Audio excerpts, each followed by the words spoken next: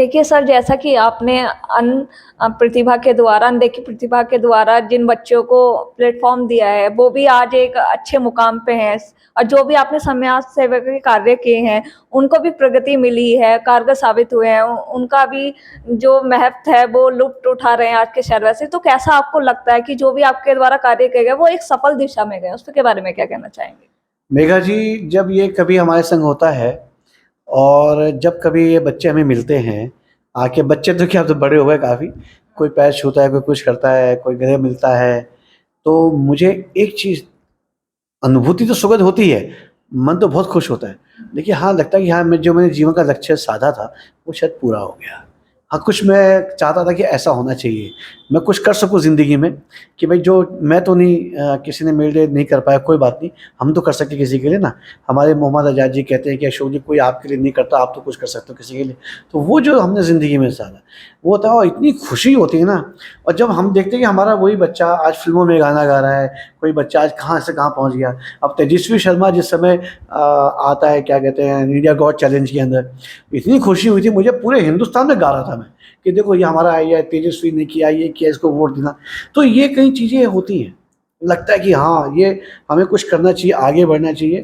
लेकिन वही जो खुशी है ना, उससे कोई कीमत नहीं है, कोई कीमत नहीं है। वो खुशी आप करोड़ों डॉलर्स देके, लाखों रुपए देके भी आप नहीं दे सकते, जो बच्चे आके मुस्कुराहट से दे जाते हैं। वो मुस्कुराहट देखने के लिए इतनी मेहनत होती है।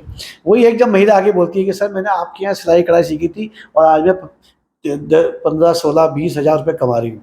मैं बिलासपुर में गया तो वहाँ एक महिला मिली, मुझसे आके बोली कि सर, मैं आपके पैर छूना चाहती हूँ। मैं, क्यों भैया, क्या बात हो गई? बोले, नहीं सर, आपने मेरे को ट्रेनिंग दी थी वहाँ पे गाँव था बेलाना में, और वहाँ से मैं सीख के आई हूँ। आज मैं 35 हज़ार रुपये महीना कमा रही हूँ। मैं भी हैरान हो गया। मैंने कहा, मैडम, मैं भी इतना नहीं कमाता जितना आप कमा रही हैं। तो लेकिन ये एक खुशी होती है जब, सबसे बड़ी, देखिए माँ बाप के लिए सबसे बड़ी खुशी क्या होती है कि उसका बच्चा आगे तरक्की करे। तो ये भी हमारे लिए बच्चे ही है ना, ये तो हमने ज़िंदगी में साधा है, यही है। आज बिटिया मेरी है, अच्छा काम कर रही है, तो उससे बड़ी खुशी क्या हो सकती है?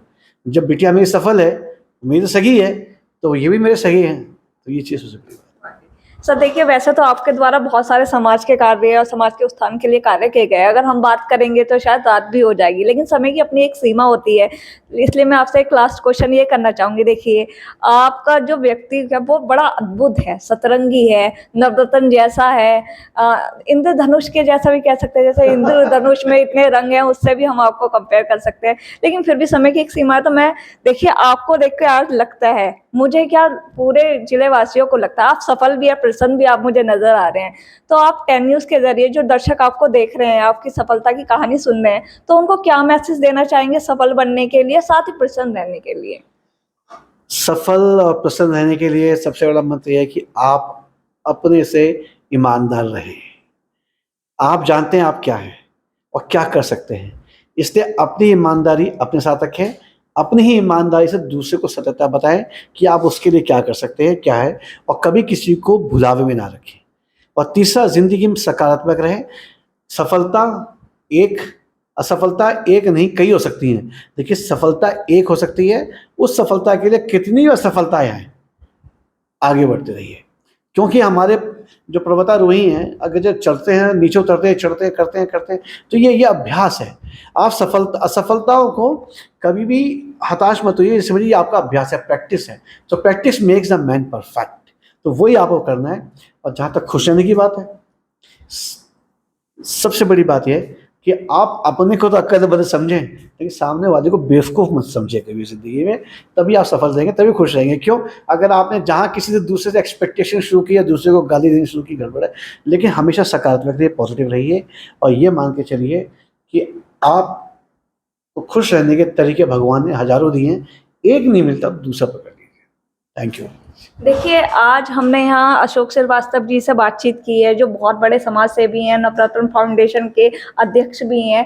तो सर के बारे में तो आपने सब सारी बातें जान ही ली। आपको बता दें, आज 10 न्यूज़ के ज़रिए एक प्रोग्राम का आयोजन किया गया था, एक मुलाकात सफल और कामयाब हस्ती के साथ। अशोक श्रीवास्तव जी हमारे पहले गेस्ट थे। हम उम्मीद करते हैं आप उनके जीवन से बहुत सारी प्रेरणा लेंगे और उनके जीवन में जो उतार चढ़ाव आए हैं, उनसे आप सीख लेंगे। और शायद ये, अगर आप सोच रहे हैं घर बैठ के कि आपके अंदर कुछ करने का एज को लेके फैक्टर है या और भी बहुत सारी चीज़ें आप सोच रहे हैं, तो ये छोड़ दीजिए, क्योंकि सर ने बहुत खूब कहा है कि अगर ये आप ये सोचते रहेंगे कि क्या कहेंगे लोग, तो बस लोग कहते ही रह जाएंगे।